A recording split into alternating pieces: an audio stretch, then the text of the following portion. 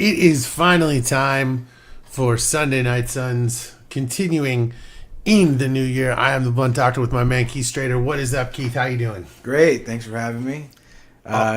Always. Yeah, we are our most recent game is a win, so that's always puts me in a better mood. That's the way we want to. That's the way we want to go. Even when it hasn't been a perfect week, even when it hasn't gone the way that we wanted it to in every single game, we want to come in off a win. Yes, we're able to do that now. That's the best kind of energy. It's the best kind of energy. It was a rough week. Like, it didn't start in the way that we wanted it to. You know, the Heat game was. I felt like we started sluggish. Like, I will be honest. Like, it was one of the first games this year where I kind of felt like, you know, we were a little bit like, you know, are we there? You know, like, just what's going on. Our offense stood around a little bit more in that game than normally, especially in the first and second quarters. Yeah. It was just a little bit like, you know, like, I don't know, clunky. Mm-hmm. I don't want to use the word like lazy. No, I don't. You know, it just felt. It felt like they had been on a long flight. Yeah, and they were tired, and there was just a little bit of like they had to get their legs under them a little bit. Mm-hmm. And what I liked about it was, even though we were behind by like 20, third quarter, boom, we're at it, and we got the lead. You know, relatively quickly. Like, we did our thing in the third quarter. Yeah, we do. We have a great third quarter team this year. You know, more last year I know it was really painful to watch those third quarters, but this year it's actually, you know, I look forward to it. You know, we get some good bench minutes in our third quarter. Our bench cleans up against other teams usually. You know, yeah, and this 3-game stretch wasn't any different. You know, we had great third quarters for the most part. Yeah.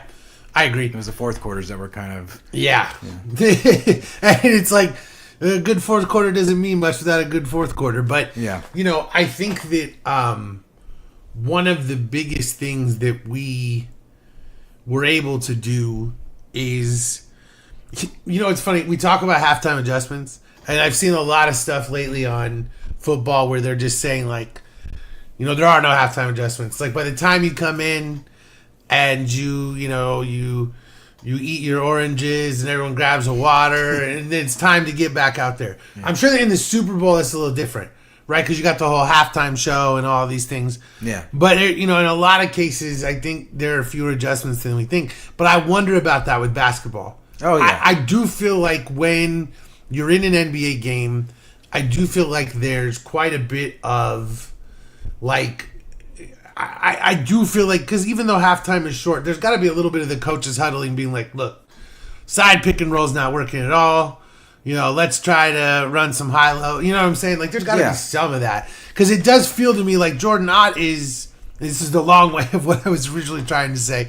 I do feel like Jordan Ott is making really good adjustments. I feel that what we're seeing in the third quarter is, and sometimes it's just intensity. Yeah. So maybe it's just effort. But I do feel like our defensive coverages shift to the point that the third quarter, we're going to see a lot of things we weren't doing. And I almost just feel like, I sometimes kind of feel like he's Belichick. Like, you remember how Bill would coach Patriots games where, like, situationally, he would just be like, we're going to run the ball today. Yeah. It doesn't matter if we do it well or we do it poorly. We are going to figure out all the things that we can do running the ball. And if we lose the game, we lose the game.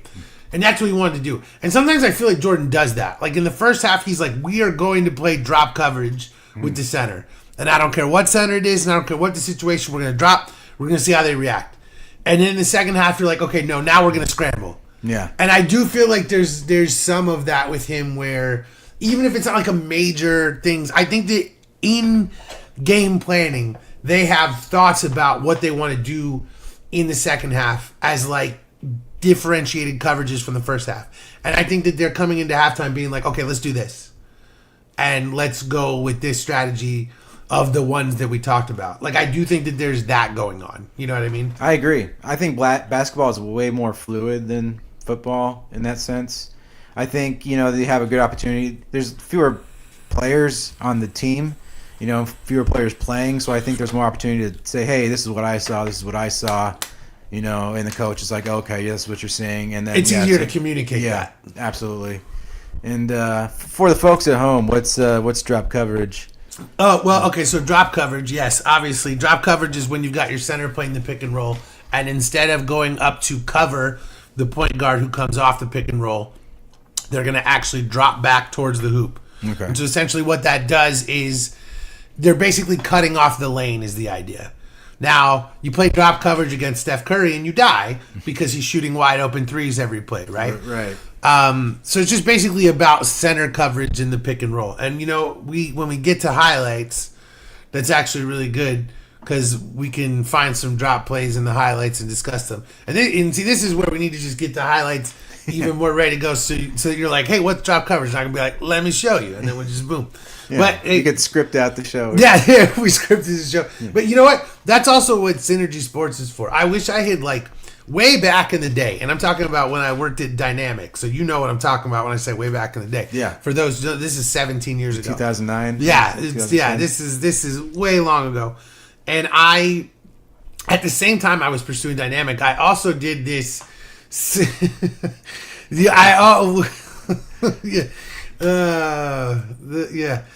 Steph Curry is going to kill you. Got it. Exactly. Steph coverage, drop coverage, you get killed by Steph Curry. Very correct. So at the same time I was pursuing that job at Dynamic, I also did this Synergy Sports logging thing. And essentially what it was is you watched video plays and logged what they were. Mm-hmm. And this was very early basketball tracking stuff, right? And so if you passed the level 1 thing, you could do the free job, but if you passed the level 2 thing, they would actually pay you. And I passed the level 2 thing, but I instead chose this job where I traveled the world teaching, which was ultimately a smart choice probably. But sometimes I'm like, man, I should have just stuck with Synergy because who the hell knows where I'd be right now? I'd be working for an NBA team. Dude, yeah. You'd be on the Sun. Yeah, because I literally did pass the level 2 because again... I remember you talking about that. Yeah, because it's like you're watching basketball play. I'm like, this is exactly what I do. I break down basketball plays. And I've thought about that a lot. What would have happened? But then I wouldn't have, one kid and... Oh, segue. Maybe something else. But we'll talk about that in a little bit. Overall, I feel like the Heat game was, getting back to our actual topic, I feel like the Heat game was, it's one of those games where, going across the country, you're starting an East Coast road trip. I would have loved to start with better, just a better overall start, honestly. And I would have loved to see it's less sluggish, blah, blah, blah. But the fact that we get ourselves back in the game, you lose in the final minutes, yeah, we were up. Yeah, I mean, clutch losses... Adebayo just goes, Yeah, Adebayo goes off, Powell goes off. Yeah. Clutch losses suck, but there's also a level of, again, we're not getting blown out anymore. No. That just is not happening. I mean, I know that the Thunder beat us that one game by 8 million points. Yeah. That was the worst loss of the season. No book, but... Fine, no book. Fine, we got blown out. Yeah. But hey, we beat the fuckers. So, I just think that we have a different... it's just a different aura about this team. And even when we lose, absolutely, I can take something from it. And I'm not trying to say, let's talk about all the moral victories, because we all know there's no moral victories in sports. But you can learn from things when there are close losses. I don't know what you learn from blowouts. When you get beat by 50, what is there to learn from that? You missed every shot. They made every shot. They probably tried a lot harder than you. What is there? I don't know what you learn from a blowout. Unless it's you're a Division II basketball team playing a Division I team, and you just need to learn about next level basketball or something. In the NBA, these close losses, while they hurt, there are nuggets to glean. It's the whole, a wise man views failure as progress, a fool divorces his knowledge and loses the logic. And yes, I'm quoting cannabis, but that's the point, is that when you can't look at the film and say, okay, we could have done this better. I don't think you're digging into the whole story, because, I do think we could look at film in the first half and say, hey, more energy and we win this game. Yeah. Yeah, I think so. Yeah, if you just right out the gate with have more energy. Yeah. Better defense. I know that's basic. It's interesting, we say we lost by 50 against OKC. What did we learn? In the next game we won. So it's I guess we learned we need Book. We learned Devin Booker is very important to our ability to beat Oklahoma City. Yeah, against OKC. We lost to them by 1. Yeah. We lost to them by 50. Yeah. We beat them. Common denominator, Devin Booker. Devin Booker. Yeah. And he was great in the Heat game, you know. Booker's awesome. And he's been tearing it up lately. Allen was, Grayson Allen started off a really good road trip in Miami, you know. He's been on a tear. It sucks that we couldn't come away with a win, but Grayson's flashed some nice passing this season. Yeah, too. He's really stepped up the some of the whip passes off the pick and roll, and you know, when he's coming around and just like right over his head to the shooter, and just for us having anyone else who can run a pick and roll and make an acceptable pass. Yeah. Like, it's just so huge because we have just so little pure point guard play. You know, Gillespie's our only real point guard on the roster. Yeah. You know, Booker is capable of playing that way, but we want him scoring. We want him focused on getting to the rack. Mm-hmm. And so anyone who can say, hey, I can throw 4 good passes a game, I'm like, yay, thank you. I agree. And Grayson has flashed a lot of that. And yeah, this is one of those games where you're just like, God damn it. Yeah. You know, it's so close. And, you know. We actually got more rebounds than them. So, like, you say, oh, it's an effort issue. But then we in the second half, we took it around. See, I don't actually know how the rebound breakdown went. But, man, it is tough because we did have that effort even if we started out sluggish. So I really do agree with you. If we just didn't have that little short spurt in the very beginning, we probably would have walked away with a win. Well, that's kind of the funny thing about it is you look at this thing and you say, all right, like, again, it's a 6-point loss, but it was actually a little bit closer than that. Like, there was literally took 102 shots. Right? Yeah, and that's another thing. It's So we just weren't making our shots. I mean, anytime you're 43% from the field, you know, that's not ideal. 14 of 48 from 3. You know, that's a lot of threes. And you're only shooting 29%. Like, you're going to lose most games like that. You know, not that their percentages were super stellar. They only shot 34% from 3. But you look at a game like this and you can see how close it is. And again, this is the stuff we talk about when we talk about a game of inches. When we talk about one turnover, one hustle play, all of these things. This game is literally exactly an example of that. And, you know, again, you lose the start of an East Coast road trip. There's nothing that we're not going to cry over spilled milk. It's not a major deal, but this game is where you sit here and say, okay, how did we execute poorly down the clutch? Yeah. And I don't know if you clipped this or not. Again, I haven't seen them, but the one big thing for me is there is at the end of this game, and I think it's the shot that put them up 6, is Brooks crashes the lane and cheats off Powell in the corner and leaves Norm Powell wide open for 3. And you simply can't do that. No. You know, Norm Powell is a knockdown, dead-eye shooter who, despite being 33 years old, is having one of the best seasons of his career. Maybe the best season of his career. And you simply cannot leave that guy alone. No. Like, that's what killed the Bucks in 2019 when I had that bet on the Bucks to win the championship and the Raptors ended up winning. Like, Norm Powell bagged triples from the corner, and they just left him open, and he made them pay. And I remember tweeting, Norm Powell's not going to keep shooting like this.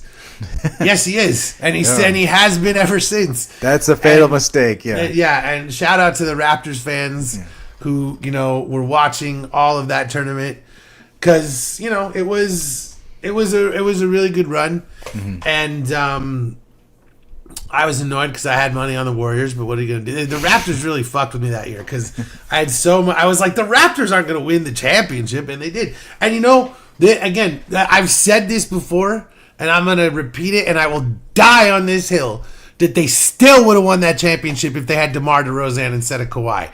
And I can go into why for a million reasons, but this show is not called Sunday Night Raptors. Yeah. So the Heat game was disappointing. It was. And another thing about the Heat game was the ankle injury to Booker, which, you know, he left during part of that. I think was it the second quarter he got hurt? Yeah. And then he was gone basically until the third. Yeah. So I don't know. That stretch, we did fall behind quite a bit. Yeah. And we had to work our way out of it. So there certainly is something to say for that. But again, it's like it's one of those things like you've got to be able to withstand that. Yeah. And I know you're not saying otherwise. I'm just saying that we can't look at Devin Booker and be like you're Jokic, man. No. You've got to play 75% of our minutes or we're going to fall apart. We can't have that. Like Dylan Brooks is a borderline all-star this year. Colin Gillespie is most improved player. Oso Ighodaro is also most improved player. Like you can look at this team and see a lot of shit. And so I don't want them to think like, hey, when Booker's not playing, we're going to fall apart. We don't need to have that attitude. And for the most part, they haven't. I think they go, okay, here's our chance. Yeah, they really do. Really do, yeah. And just in this game, it just didn't fucking... No, it just tells a story for the rest of the week, and like he's going to be nursing that ankle for a bit, I think. Yeah. So, but I'll ask you a question. Yeah. Should we do Heat highlights now? Yeah. Let's do Heat highlights now? Yeah, why not? All right, let's do the Heat. About it. Yeah, let's talk about... Let's go look at some Heat highlights. We're going to break it down. I got to remember what I made. I don't know if it was M. All right. Is that am I in my, oh no, it didn't work. We're trying a new new drawing tool today and it doesn't want to work with us, but that's all right. Listen, we're just going to work with it and we're going to deal with it. Doesn't want to Dudley do right, as my mother would say. I'm embarrassed that I just loud. All right, let's watch some basketball highlights real quick here. So we got Book bringing the ball up off the pick and roll, and just a little bit into the corner, and then right there. And so this is the Nash thing that Nash was so good at. Is whenever Nash would get in this situation right here, he would find ways to dribble out of this corner. Like you would actually find. Like Nash would actually come all the way around the baseline, and there are so many scenarios in which Canadian point guard Steve Nash, who, man, I can't believe he never. I thought he was going to go to the Raptors at one point. GM of Canada of Nash, basketball. Yeah, speaking of Nash, Devin Booker, this man right here, now passed him in NBA all-time scoring. Book. I don't know if it was this game or the Pistons game. But he passed him. But nonetheless, Book stays right here. And again, we get Williams, who again, just heads up play because Bam is covering Booker. Hero, who's supposed to be covering for Bam since Bam's smothering Booker, doesn't even look at Williams. Depending on the scheme, it could be Wiggins who's supposed to crash. It just depends on what the ultimate scheme of the Heat is, but the point is nobody does their job, no matter who you look at it. They weren't ready. Yeah, and Williams gets the easy dunk. And, this is another game where I really like Williams in this matchup. Even though Oso, I think, can play Bam really well, I do think that Williams' size and length is something that can really fuck with Bam Adebayo. Bam is so good. He's versatile. He's multi-talented. He can do so many things. But I think one thing you can do is you can try to beat him up. I do think that that's one thing that you can really do to, just hammer him. And I do think that that's where, Mark Williams is really successful for us in that scenario. I agree. How old is Bam right now? Bam is 28, I believe. Oh shit. Okay, I thought he was in his 30s. All right. No. Bam is still young. He's in his prime. Yeah. Bam has still got time, but I do wonder sometimes if his time with Miami is up. And then, really? Well, just in terms of they might need to do. Yeah. You might need to retool. I don't know. Maybe he'll come to our team. Dude, I would love Bam. But it's one of those things. Sometimes you just need a new, But it may not be him. It could be maybe they trade everyone else and retool around Bam. Yeah. But I kind of think they need to get him a center. They need a Mitchell Robinson right next to him, sort of thing. Because then they're impossible. Or if they could get in on the Giannis stuff and put Giannis and Bam together, I would do that in a heartbeat. Oh yeah, that'd be lethal. I would do that immediately. Yeah. So here we got Goodwin, right? Yeah. So Goodwin running the high pick and roll with everyone's favorite player. I think you texted me about this one. Well, yeah, and this is another beautiful one. We got Dunn running the pick and roll. We got Oso in the corner. So Goody goes right to Oso, and then this is the cut. I did text you about this one. I remember. Just a beautiful backdoor cut. Again. You look at this play, and it's just so simple because, again, you just slip the ball between the two defenders, and that's what Oso has been so good at is finding ways to just create space where there isn't any. Yeah, and he's good at the pick. Yeah. And the other thing that's really great about this is that Goodwin, again, Dunn sets the pick, and then what happens here is that we have another pick from Oso. See, this is the stuff that I love right here because Oso has the ball right now. Yeah. But he's still going to set a screen for Goodwin to come around him, and then he passes the ball between the two defenders. So this goes from a pick and roll to a DHO. And this is the stuff that I'm talking about. It's like instead of being like every single action is a secondary action off the main pick and roll, we go into, like, Dunn's just out of the play. Yeah. Dunn has just taken off, and he's pulling his defender out of the play.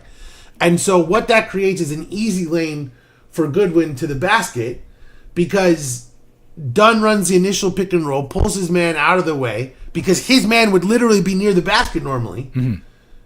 Pull him out of the way. Then you run a DHO cut, and you've just got this beautiful passer.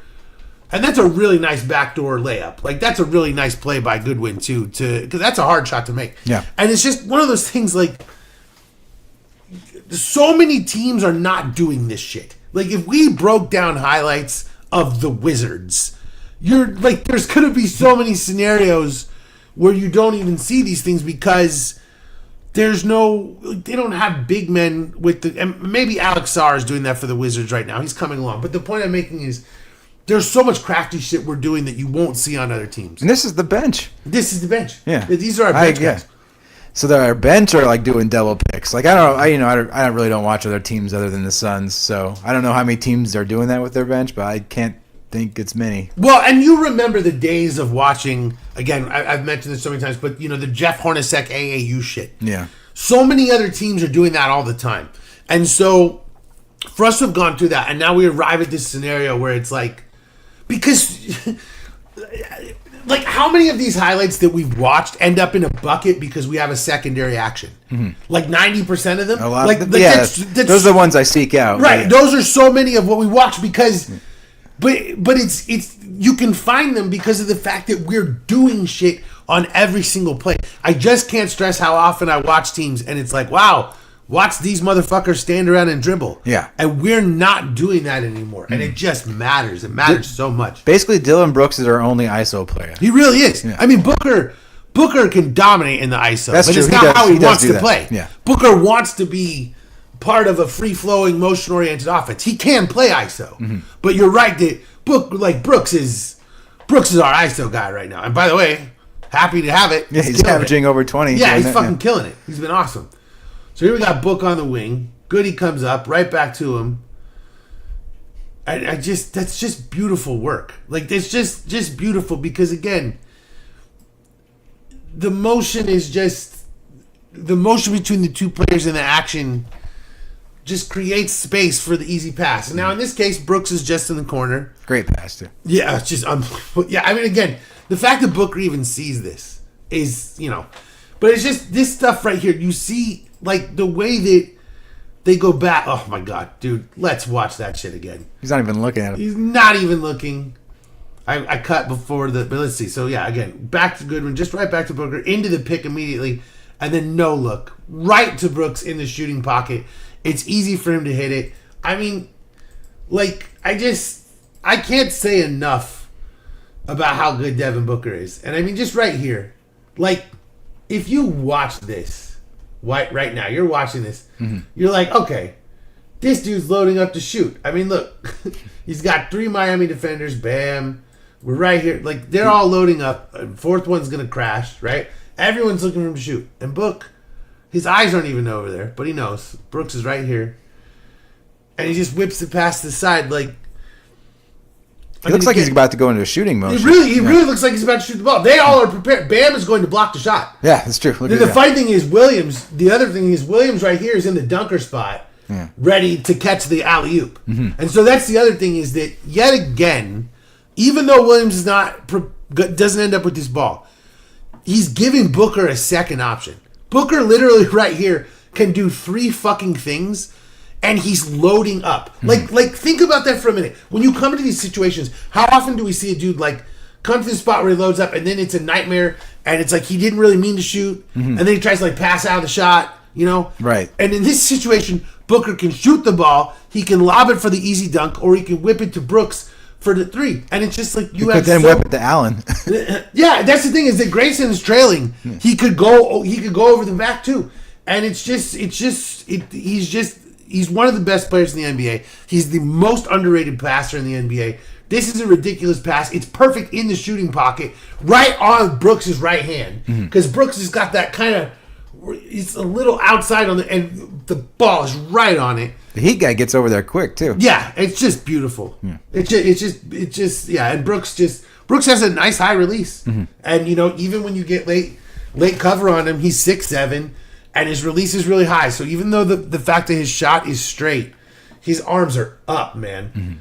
It's like when I was a kid, my stepdad, like whenever he would play basketball with me, he had the highest release I'd ever seen. Like he would his arms are all the way up. But I could not come anywhere near his shot because even as I got close to his height, his release was so goddamn high. He was good. I like that stat. Yeah, he was a high school basketball player, so he could play. And you just love the aggressive defense from Gillespie all the time. 3-on-1, easy stuff.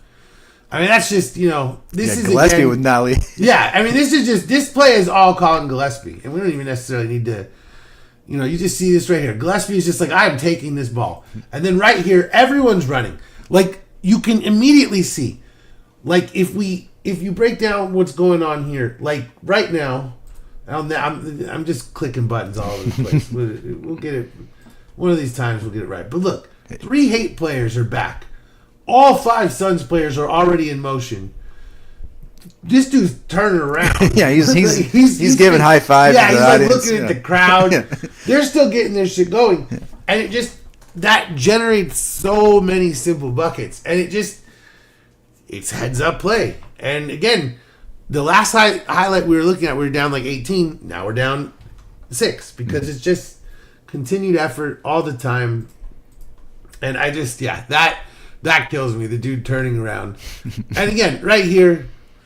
Easy stuff. Goodwin, you've got the easy dunk, you got the shooter, you got the trailing shooter, and you got the first shooter's Booker. It's like that shit's easy. But go to Williams for the easy dunk always. Oh God, I love a Devin Booker defensive highlight. There's nothing better. Dude, I know. How many times do you see it? Into the fucking full court pass. Like, and they say Devin Booker doesn't play defense. Yeah. That makes me so mad. He's like such a fucking underrated player, dude. Like. Devin's. I mean, look at this shit. He fucking gets up on this one, like right here. I mean, you look at this and you go, all right, that's the wrong button. You look at this and you go, all right, Devin's cooked because he's right here. All you gotta do is get this lob up, right? Yeah. And 9's wide open. Yeah, I mean, it's like this is easy stuff. I believe that's Larson. Mm-hmm. And it's simple. You just put that shit right up there. And Booker says nope, and gets all the fucking way up. He not only that, but Book goes from right on the passer, who I believe is Hero. Mm-hmm. Yeah, he goes from right on Hero, immediately closes on Larson, and gets up in his face so he can't even touch the ball. Like that's like he turns so fast and immediately closes the gap. He is such a fucking underrated defender because I'm not saying he's like a lockdown defender or something, but he's always in the right place. He makes so many plays on the ball. He gets so many deflections. And there's all this shit like this where it's like, I don't even know if they would score this as anything because I don't know that he touched the ball. It's just a great defensive play that fucked up the entire possession. And then heads up. I think that's a block. I think he gets ball. Maybe not though. No, and maybe so. I was just saying I didn't know how they scored it. Yeah. Like I agree with you. I think he does. I'm just saying, NBA scorers. I don't know, but the point is that Goody ends up with the ball, and again heads up. Like Goodwin has just been.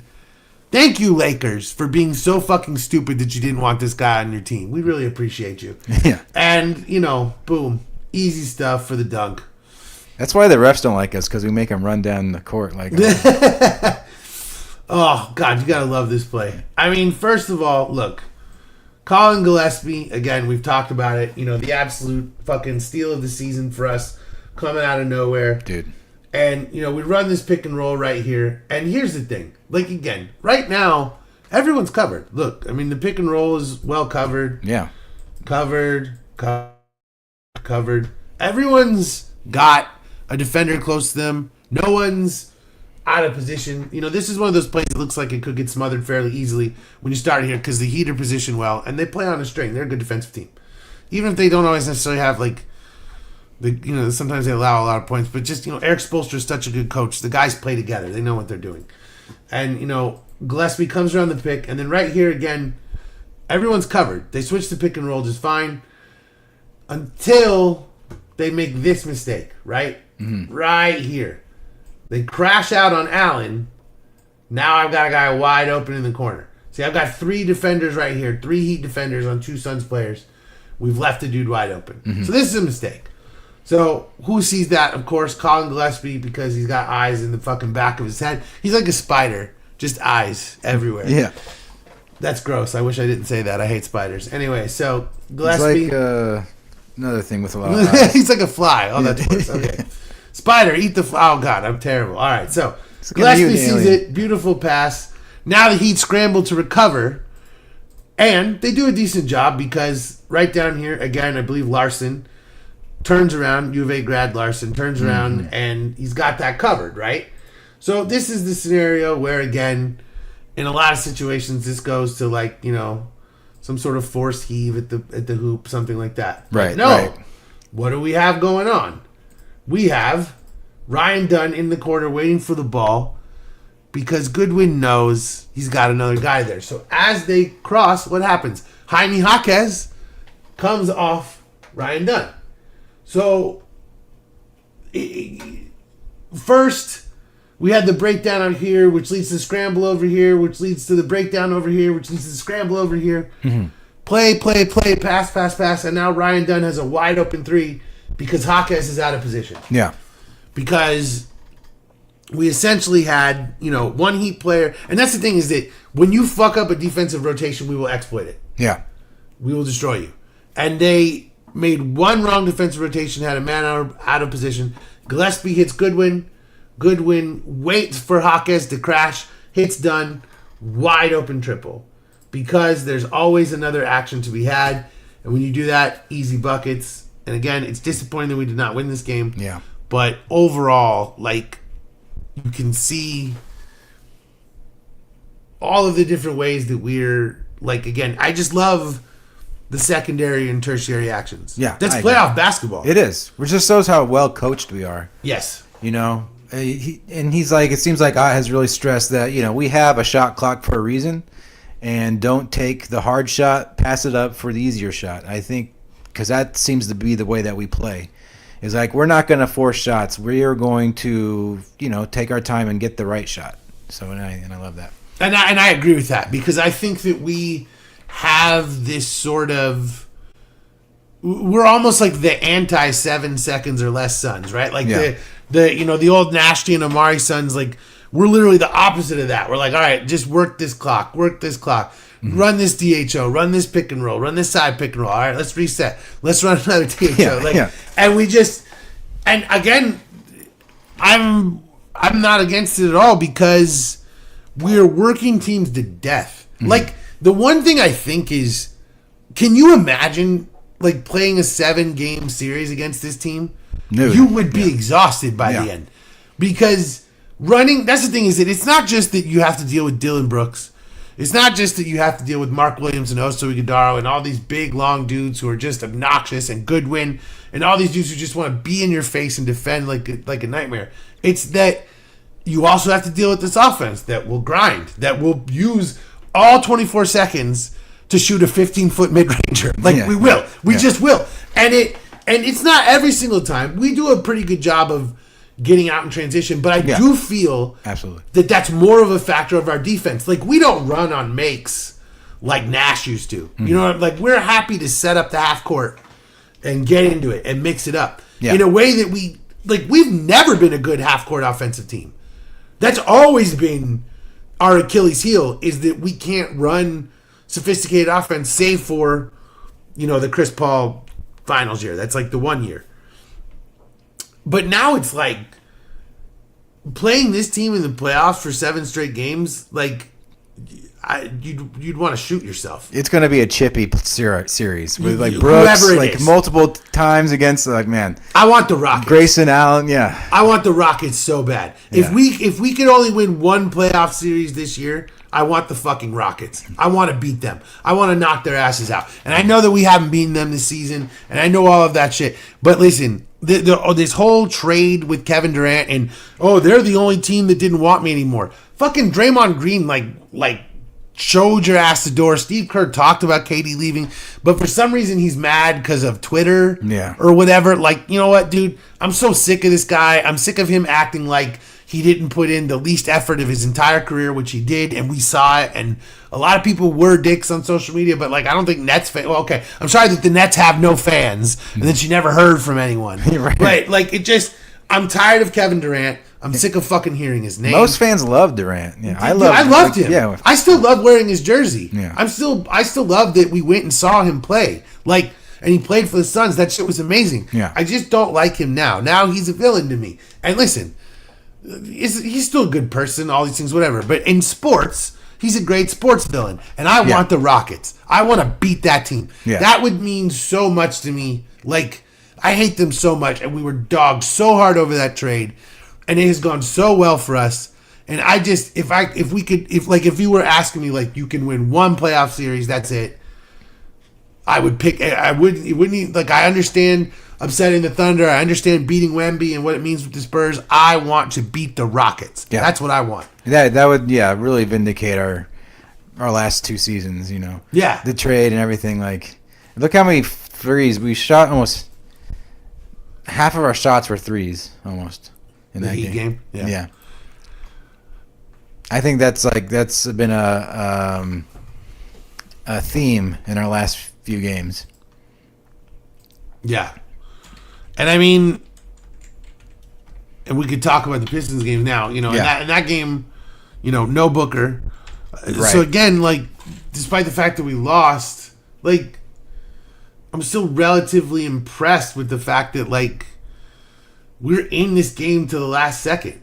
Like, we literally could have won. Like, yeah. And I'm going to blame my nephew for jinxing us because early on, he's all, this is the best team in the East. I'm like, and my other nephew was like, don't do that. Like, don't. But, They should feel that way, though. We didn't have our two best players. It's true. Yeah. It's true. And Grayson scored 33. Yeah. So this is, we talked about like a player of the week thing potentially, and I could say I think I agree with you that this was a Grayson week. Yeah. It sucks that we went 1-2, but whatever. But again, a game like this, like you said, like like we held Cade in check. It's not like Cade scored 40. No. Our defense did their job. It's just it's hard to score in the clutch when you're just down so many players, and again. We had the opportunity to win still. No moral victories. It's a loss. Yeah. But, like, again, our defense is... Like, the Pistons have had multiple games where Cade has, like, a 50-point triple-double. Yeah. We showed how you can get to Cade Cunningham. We forced him to 5 turnovers. He could not figure out how to play against us until maybe, like, the last few minutes of the game. I think it was the fourth quarter. He was still like 2 out of 10 against us. So, would you agree that this is that performance against Cade is like probably a top 5 defensive performance for us for the season? Again, I know that we lost, but I would say that what we did in this game against Cade, not necessarily completely neutralizing him. He still had 11 assists, but making him only a passer, not letting him be nearly as much of a scorer, and not letting him win the game on his own. I think this is one of our best defensive efforts of the season, even if we didn't win. I agree. Like, what we did with Cade here, that's a winning strategy, even if it didn't work in this game. I agree. It reminds me of kind of how when we went against Wembanyama, like, we kind of showed the blueprint of how to get to him. So, yeah, I think we lost this game. It sucks, but we did. There are things we can take away from this game, like how we were able to defend Cunningham. I think it was a huge win in that regard. And if you can use that in our next game, I think we can. It will be interesting to see how he responds to that, and if he, and if we are able to do that again against him. Yeah. No, I agree with that completely. And I mean, I think that, what we've learned from, like you said, like from the Wembanyama experiment is we can physically fucking hang with just about anybody. Yeah. I mean, we beat up on Wemby. Yeah. And I know that he's skinny or whatever, but he's cut. And he's, 18 foot 37 and he's, got a 2,000 foot wingspan and all these things. And so when you can just be like, hey, dude, we're going to beat your ass up. I mean, it's impressive to me. It is. And I've been impressed with what we did. And again, I think Goodwin was on. Maybe it was Goodwin or Gillespie that was on Cunningham a lot of the game. Yeah. Yeah. And I don't love Duren getting 18 rebounds, because you know that like, I mean, right there you see 4 offensive rebounds. That's so many opportunities, and you would have loved to see that.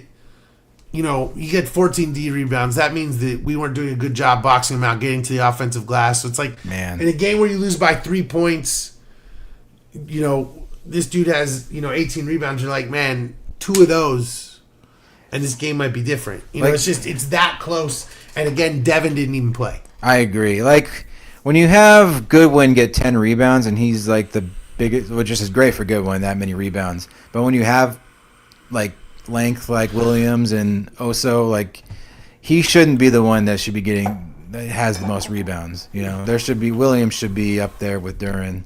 And there's some other stuff here that's embarrassing. Like they shot 28% from 3. Like that's fucking horrible. Yeah. But then we only shoot 64% from the line. They only shoot 62%. Like these games were not good. We led the game 61% of the time. We led by 16. Like there was no reason to lose this game. They had more turnovers than us. There's a lot of reasons we should have won. I know we don't like to talk about officiating. I think even Ott said it. Like he said, basically it was like a football game in the fourth quarter. Like it was like 3 minutes left in the fourth, and they didn't have a foul. Yeah. Like, so I don't know. It was a rough game, and let's look at some of that because it was one of those games where I agree with that wholeheartedly. Like, I remember him saying that, and I was like, yeah, dude, fucking, I love that guy so much. I'm like, say it. Preach, Jordan. Yeah. He's my favorite coach. All right, we got a little Gillespie action. Oh, God, I love Goodwin. And, I mean, again, this is simple stuff, but, It's not a highlight without Oso dunk. It's not a highlight without an Oso dunk. But, again, like, look at where he starts. Like, the thing about Oso Ighodaro is that he's never in the same place at the beginning of the play, at the end of the play. He's at the top of the key here. He's at the top of the three-point arc. Mm-hmm. And, we've got our shooters over here. But Oso's always going to fucking move. He's always going to do so much. And it just, he's not even involved in the play. He still cuts to the dunker spot. Like, that's the thing is that he flashed up to set the screen for Gillespie. Gillespie basically rejected it and passed it to Goodwin in the corner. So what does Oso do? He can drift out here, and they kind of rotate around. Mm-hmm. Like, he could basically... He could have drifted out here, and then Brooks and Gillespie rotate this way, right? Fucking vape pens. But instead, he comes right down to the hoop, and he gives Goodwin the dump-off option. Because Goody's a little trapped down here. They've doubled him. But they're not watching Oso, who gets the simple dunk. And it's just like, that play is made possible completely by Oso Ighodaro just making another cut. Mm-hmm. He is not a part of that action. He literally comes up to set the pick and is denied. And instead of just standing around, he's like, all right, I'm going to float to the dunker spot and see if I can bail out Goodwin if he needs it. Mm-hmm. And he's also available there if Goodwin, tried to come back up to set. Like, he could have set another pick for him. Like, there's so many scenarios where Oso Ighodaro is effective. And he's not even the object or the subject of the play. I love this guy. It's not a highlight package without Oso Ighodaro throwing down a dunk. It is it. Oh, I like this angle. Rolls Royce, baby. Yeah, that's just a beautiful angle. That's why I was like, you know what? We don't get many angles like this on the highlight reel. You know what else is fun? Is that this is a pick by Grayson Allen. And you just love how Grayson and Royce play together. But it's Mark Williams is right here. Mm-hmm. The center is right here. But who sets the screen? The other two guard. And now Mark then comes and fucking walls off two goddamn players on his own. Like, this is Mark Williams right here. This is Mark Williams saying, nope, fuck y'all.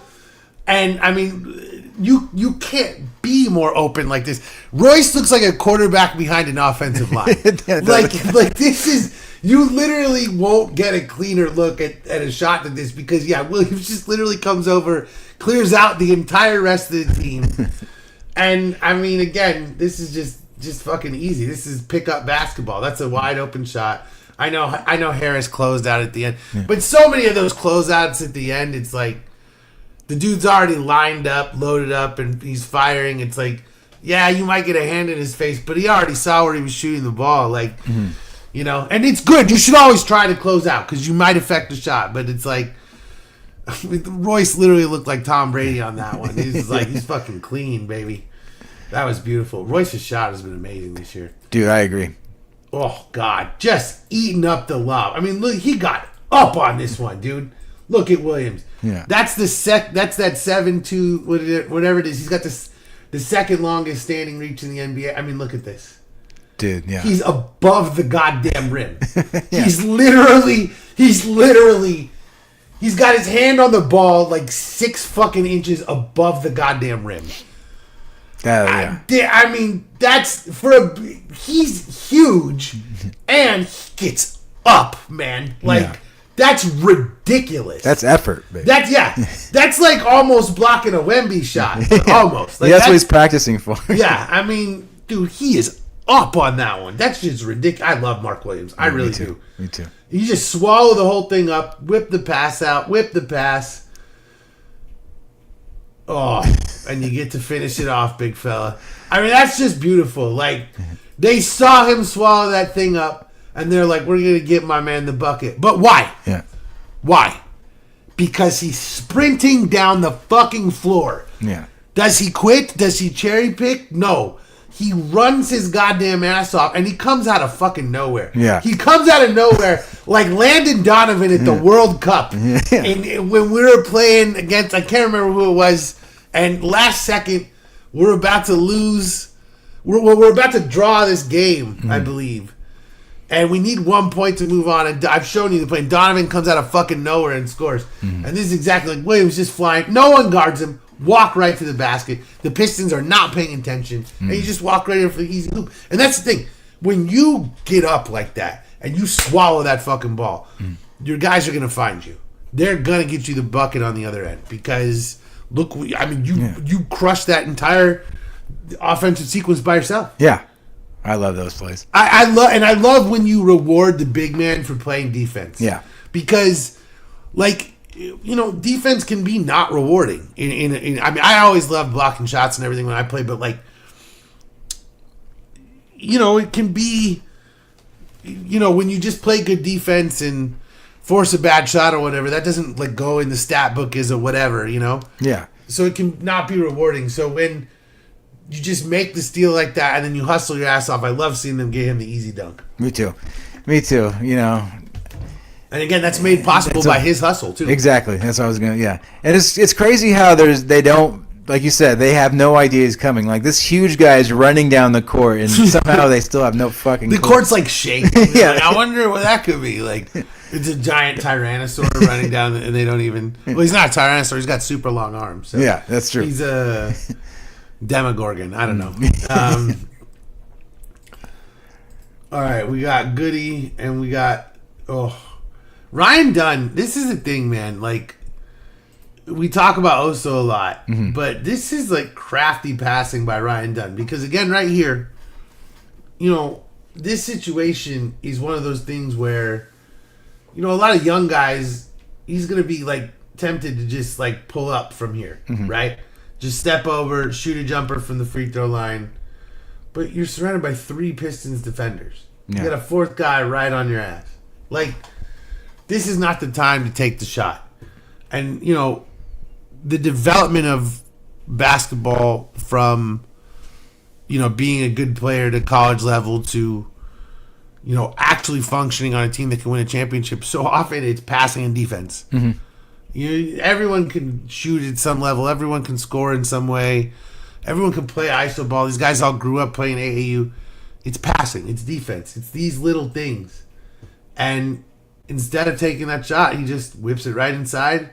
And again, Williams, crafty, got good touch around the rim. That's a great shot, Booker forces a steal.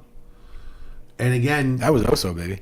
The Oso forced it. I saw the one. I thought it was a 1, not an 11. Let's see. No, you're right. I mean, I know you're right. I'm just saying I didn't. Booker's not in this game. Yeah. Oh, this is the Pistons. You're right. Yeah. See, this damn. So what happened? I just took a vape pen. I saw 1. I'm like, it's Booker. So yeah, again, I mean, Oso's everywhere, and you love the chemistry between Grayson and Royce on that one. Like, that's just fast break stuff. But yeah, I mean, Oso literally, like, and obviously we cherry pick highlights, right? Yeah. We know that we love Oso Ighodaro and, all of those things. But it's also easy to find them. Yeah. Because there's every single game 3 or 4 highlights of Oso Ighodaro making game-winning plays. Mm-hmm. And it's not like if this dude went somewhere else. It's not like if you put him on the Wizards, he's going to score 25 a game. Because now he's got this magical new role. It's not like that. Some guys are, like, for lack of a better word, they're like power-ups. Like Draymond Green is fine. But if he had never been paired with Steph Curry, I don't even know that we even know about his career. Because, I mean, he's a genius. He's a wizard. He's crafty. He's all these things. But he was also a second-round pick who didn't do any of that stuff in college and came out wanting to dunk and doing all these things. They made fun of him. They called him Draymond James because he wanted to be LeBron so much when he was a rookie. And he was behind David Lee on the bench. And Steve Kerr was the one who was like, no, you have, and he saw that shit and they all made it. And, what if Draymond goes to Charlotte? Yeah. Yeah. Is he really the same? I don't know. Maybe he would still be a very good role player. Maybe he would have been Jared Dudley. Mm-hmm. But I don't know that he's Draymond Green. Like, he's not getting Kia commercials. Well, his defensive ability and his next level passing, those are innate to him. I understand those things. But I'm just saying, like, he cannot shoot the basketball. And I don't know that other teams would have seen his greatness or let him play because the Warriors were just forward thinking, and the way that he played with Curry was so, it's just never been done. And I don't know how many other guys it would work with. Like, I think it would work with Dame. Mm-hmm. Dame and Draymond, I think, would have worked together very well.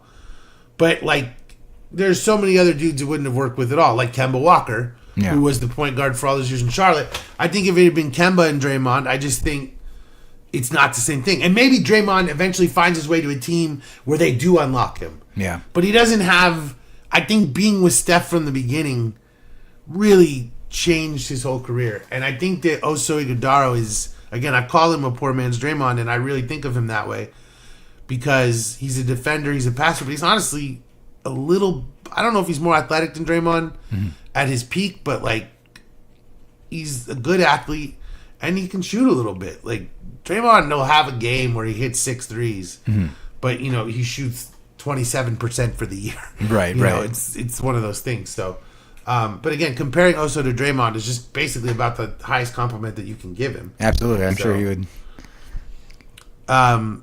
Before we go into the Knicks game, we'll discuss one more highlight of this week. Boom! I have 2 kids now. Blood Doctor 3. Congratulations. Is born, and her name is Judith. And this is the newest Suns fan, as it said in the caption. Here's me in scrubs, which was very funny because I'm in the hospital and people kept asking me like where things were. Right. But I'm in scrubs because my wife had a C-section, and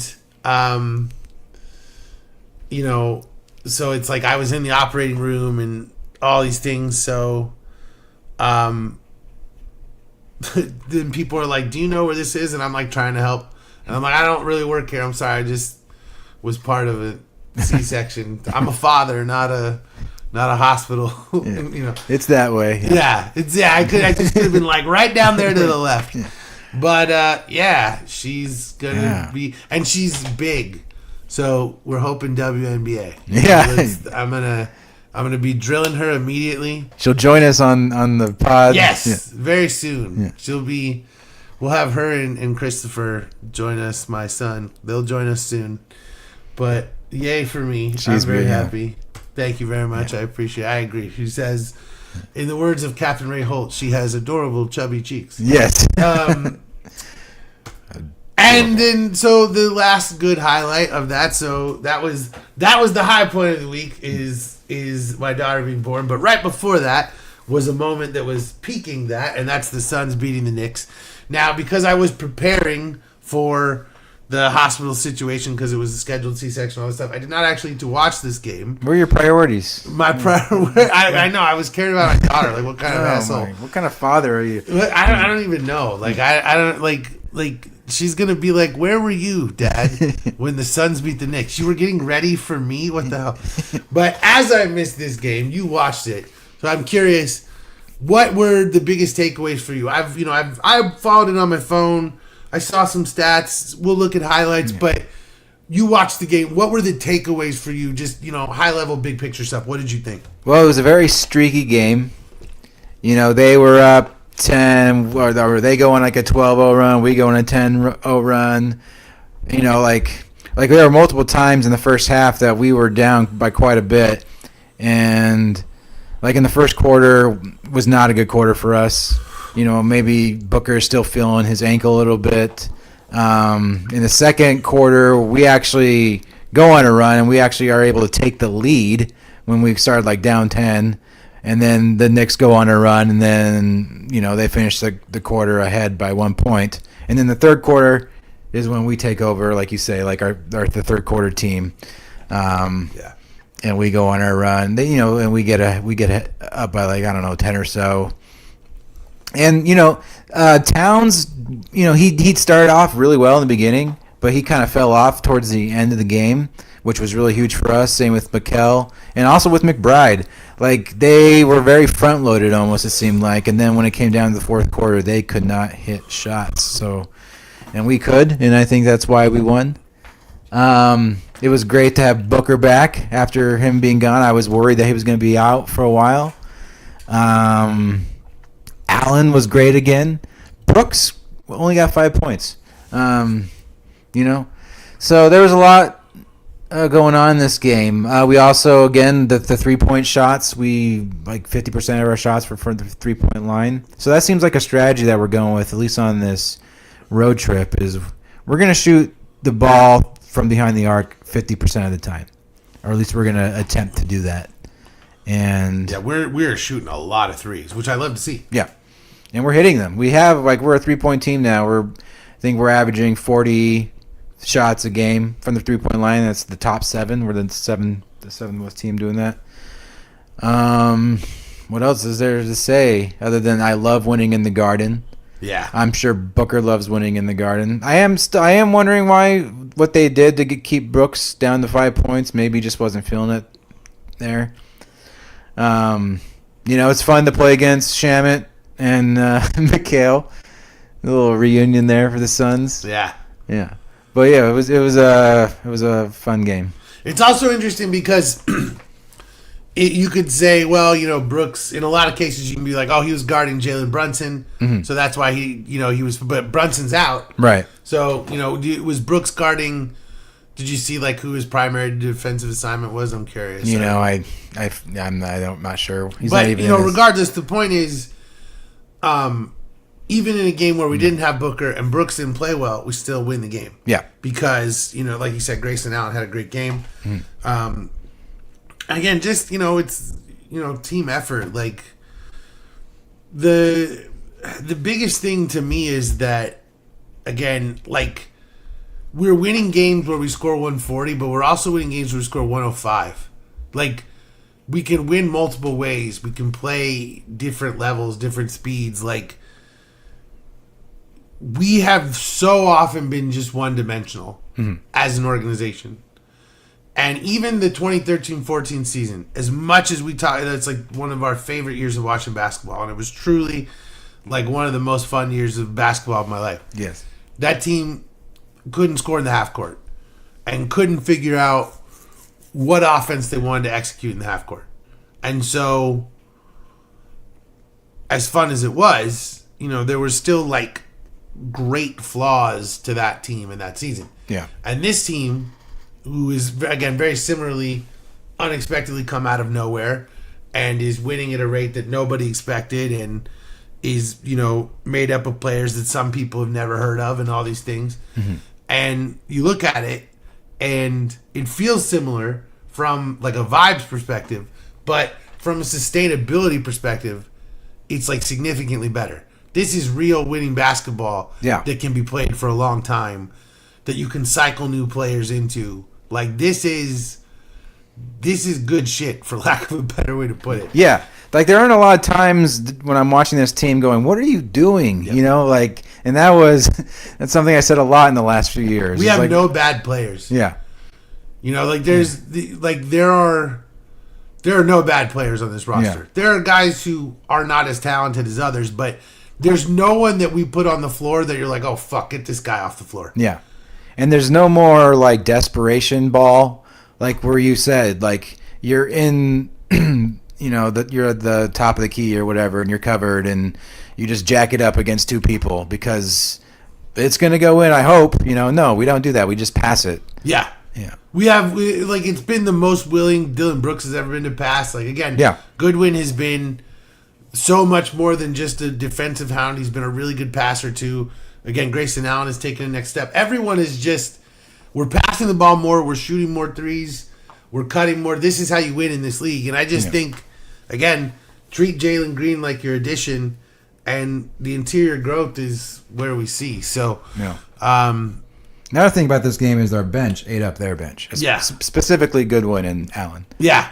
And that's the thing is that I do think that we have one of the best benches in the NBA. Dude, me too. I'm like, all right, let's get our bench out there because, they're going to, widen this lead for us, Yeah. Like, multiple dudes on our bench could start for a lot of teams. Yeah. And they could start for our team because we just have, while we are not the most talented team in the league, we are very deep with really good players. Yeah.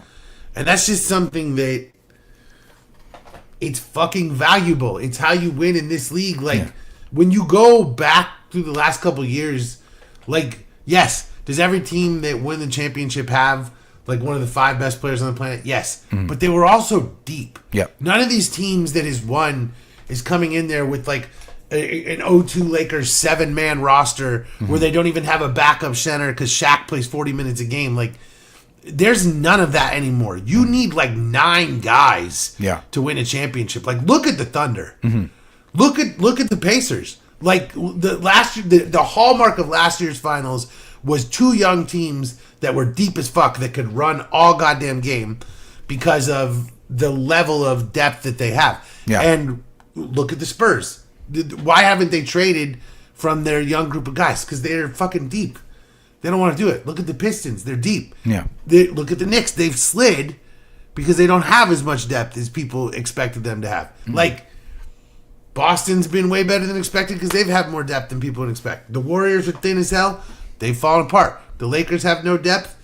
They've won more games than people expected, but it's starting to, trickle down a little bit. And that was us last year. We had no depth. None. Which we have a lot of the same players. But it's just they've taken the leap this year or something. Like, I don't know. It is interesting, like, because we had Gillespie, we had Oso, we had Dunn. But, well, getting rid of. I mean, Gillespie didn't play. I know he did. He was in the G League, right? Like, he's still on our team. It was crazy we didn't play him. I meant like in terms of the coach whose name will not be uttered out loud. He had no eye on development of anyone. No. Beal was just, like, getting rid of Brad Beal and cutting that contract was worth like 4 players. Yeah. Like, it was. That was just such a black good hole. decision. Like, we were all so horrified by it and how long it's going to last when it happened. And yet it was like one of the best decisions ever. Because it also forced us to be like, okay, we now have to think on the margins. Mm-hmm. We now have to find players in ways that like we don't have any money. Right. Like this money's just dead. So you've got to find 3 players on minimums that are going to actually contribute to this team this year, and they have done it. Yeah. Like Jamari Bouye is awesome. Yeah, like, and we could really use him on this road trip. Like last game against the Pistons, when we only scored 15 in the fourth, I think Bouye would have really helped us in that game. Yeah, and I'm actually surprised he really didn't get minutes. Like, he still has a concussion protocol. Is he? Oh, still. Yeah. I thought he was out of concussion protocol. I don't think so. Oh, geez, dude. Wow, he's still. I thought he was out. It's been a minute. Yeah, I think what it is it must have been like a pretty severe one. Yeah, seriously. And they're just worried. They don't want to risk him getting another concussion that soon. Because I think he's okay to. I don't know. Yeah, I thought I had seen that he was clear. He may. I don't. No, I'm sure. If he did, I probably read that wrong. Like I'm actually curious now if you, because that would be great news if he is back. But by this game he clearly wasn't. And I thought that he had been out of concussion protocol. So that's on me. I was wrong.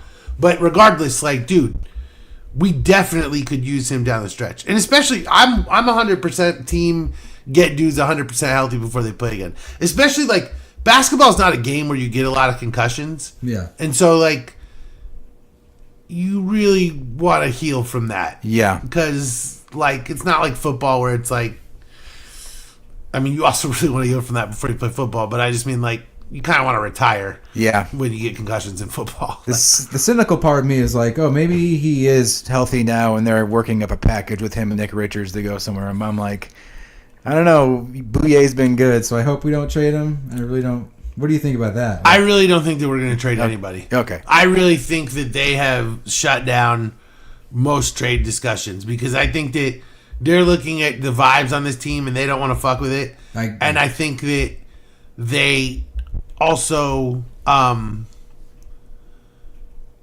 we still get we get to add Jalen Green and treat him like an addition, and I think that's a thing. And I think the other thing is just honestly, I do think they were looking at Nick Richards stuff, and I think everything was for wing players that we didn't want. And I think that it was just like, we don't need this. The vibes are so good. He's still a really good player, and he still plays hard when he's out there. Yeah, I agree. Even though he's come off the bench, so like he's good for back-to-backs. Yeah, like I just don't want to change his team. The vibes are so good. Vibes are everything in basketball. I don't want to change his team at all. I really don't. I agree with you. That's why I'm worried about that. I'm like, I don't want them to trade Bouye. I'm just wondering if that's something they would think about doing based on his output versus his value. I don't think so. I don't think that they are doing anything that does not significantly add to this team. They want to win. We do not have our own pick. There is no benefit to being bad.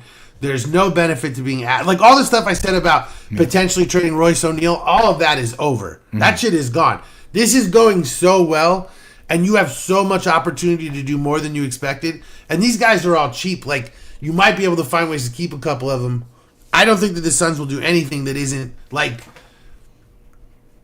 If Lowry Markkanen became available, the Suns might look at that. They're tanking. I'm just kidding. Yeah, but that's the kind of stuff. Like, I don't think that there's anything. There's no reason. The vibes are so good. We have everything we need. Like, even when I said the Chris Paul thing, nope, we don't need any of it. Yeah, I really agree think with that. I think it would take.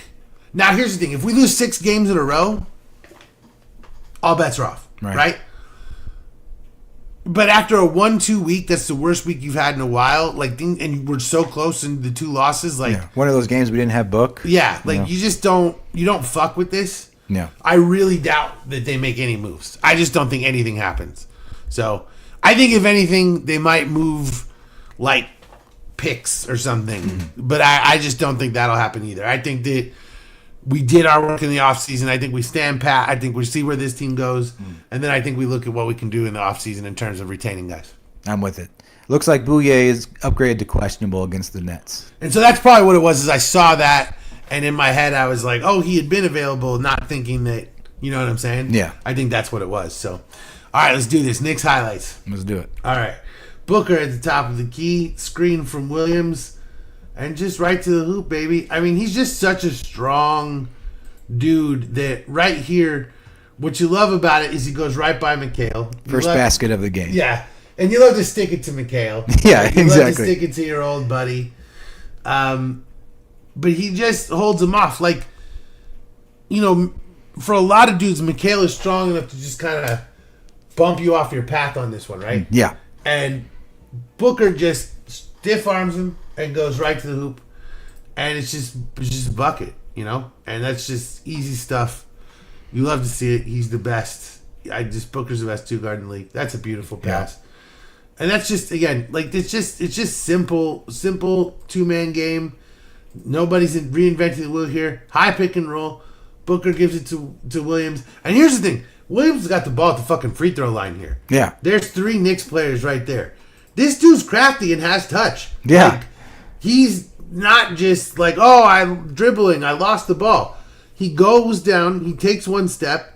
He hits the power dribble and then throws down the slam. Like, you know, like, this dude's got touch. He's he does. A good player. He does. I'm so happy we have him on our team. Again, dude, another dude that the Lakers gave up on. Yeah. Both Goodwin and Williams should both be Lakers right now. Yeah. Dude, you know they they're still have kicking Luka, themselves. so they're happy. They're still happy. I mean, they would have had Luka anyway. Yeah, they traded for Williams after they got Luka, and then they rescinded it. To compliment him. Then they got Ayton instead, but now you know. And that was a mistake. Who plays harder, Ayton or Williams? We got Ayton to compliment him. Yeah. I don't think so. No, Williams was the perfect compliment. You're right, and they fucked it up. Oh, God. I love it. So many passes. More passes is better. More is always better. And again, you love Oso operating as the nominal point guard here. So Oso gives it to Gillespie on the DHO, goes into a pick. Gillespie whips it around. Then we got the shooter in corner. It's a little blurry. I can't tell who everyone is. Yeah, what's the setting? I don't know what the chop's about, but but we're, you know, it is what it is. But I don't know. Can we give us a better quality here? Google, come on, Google. Yeah. Thank you, Google. Technical difficulties. Yeah. Don't use Drive, people. Don't use Drive. Yeah. Right. So, again, Oso, you know, you see Dunn moving. Dunn and Oso have a little pick and roll action. It's kind of not a real pick and roll, but you're like trying to set it up. Mm-hmm. Dunn comes over. Oso's just like, nah, man. Then Gillespie comes around and gets the ball on the DHO. Then he whips it over. It's just like action. Dunn comes, no pass. So it's just kind of a decoy pick and roll. Mm-hmm. Or a decoy DHO. But he keeps running. Then Gillespie gets the ball. Now we got Oso setting the pick. Whip the ball over to Dunn. Whip the ball back to Grayson. Boom. And it's just like Dunn was the first dude in the play who had the pick and roll action, right? Yeah. And it wasn't him. And he kept cutting, and he whips it to Grayson for the assist because he kept moving. It's just like, just because you don't touch the ball now doesn't mean you're not going to touch it later in this fucking play. Right. Because we are going to move the goddamn ball. And you just don't see that. And I literally could do this for hours. Yeah, it's so fun to watch. I could fucking sit here and do this for hours. It's so enjoyable watching this team play. Like, it's just, like, this is, I've said it a million times, basketball should be called the beautiful game, not soccer. Because this, to me, this is the best sport. I love football. I love baseball. I love hockey. Mm-hmm. Playoff hockey is amazing. But basketball is just, again, it's the one sport where one person can exert their will and say, I am not losing this game. And that's not a thing in team sports. And it's when you see it, it's special moments. It is. This is a fan service highlight. Oh, I love those. Just watching Booker. Just back the motherfucker down. Shut up, Shamit. Yeah. Just put your elbow in his face. Just Devin Booker. Should have stayed with us. As you said, it's fun to see him do this shit to Shamit because this was practice. Yeah. You know, he did. That's what I was thinking. He did this shit to Shamit in practice all the time, and now he's just doing it to him again. Spin, whatever, brother. That reminds me of a story that Kobe told. Is the first time that he played Booker. Uh-huh. The first time he plays Book comes out and uses Kobe's own move on him. Oh, Kobe blocked it. He was like, you can't move, you can't use my move on me. But he was like impressed that like Booker, like, you know, he's an 18-year-old. Yeah. And he was using a like that's how studied he was. And that's why Kobe loved Booker. Mm-hmm. You know, like Booker was his guy even though he wasn't on the Lakers. Like, dude, you know, he loved Book. Like he never loved D'Lo. You know, he loved Book. That's true. That's just beautiful. Booker is just so awesome in the post. Oh my God. You just like, and that's the thing is like, he's so left-handed. Oh, Michael Jordan shit, switching hands in midair. Beautiful pass. Beautiful pocket pass. And again, it's just cutting. I mean, come on, man. I mean, this right here, though, I mean, again, we have so much success with Oso and Williams just hanging out in the dunker spot, waiting. Okay, get out of the key, back in the key. 3 seconds, okay, back in the key, you know? Yeah. It's just easy shit. We have so many dunks this year. Like, these guys are dunking like Gerald Green. And yeah, this was just, I saw this on social. I was like, oh my God, this guy just, Devin is just not human. Dude. I love him so much. He's so fun to watch, man. Beautiful play. And this is just like, this again, this highlights the level of just a little crafty shit. Because Goodwin is the point guard in this play, technically, right? Mm-hmm. Goody's got the ball. But, like, what actually is going on in terms of action in the play is that Gillespie is going to come off a pick and roll with Oso. Mm-hmm. Well, not a pick and roll because they don't have the ball, but it's a screen. And then, you know, Goodwin's going to get him the ball flying around into another action with Dunn, who goes to the basket. And that's the thing. It's like there's always so much more coming. And it's never the first thing. Goodwin looks like the point guard.